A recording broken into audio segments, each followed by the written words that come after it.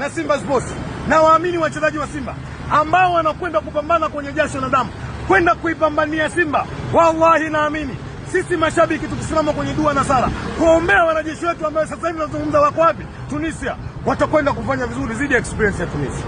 Tunawaamini kwamba ni mechi ngumu, si mechi nyepesi. Moja, ukubwa wa experience, lakini pili, ukubwa wa mashindano. Tatu, tunacheza kwao, tunaamini tunakwenda kucheza mechi ngumu, lakini umuhimu wa mechi wachezaji wa Simba wanautambua. Tanzania ndiye, kumbe wako watu wanaudi na vilio kwenye nchi, sisi tunaudi na furaha. Salum, umekamata kodi hiyo?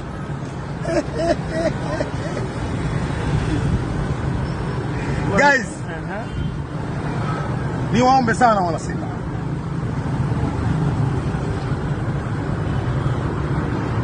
slogan yetu kubwa inasema Simba nguvu moja.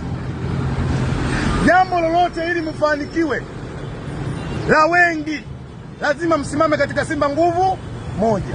Simba tusimameni kwenye nguvu moja, ili namna ambavyo timu yetu itafanya vizuri.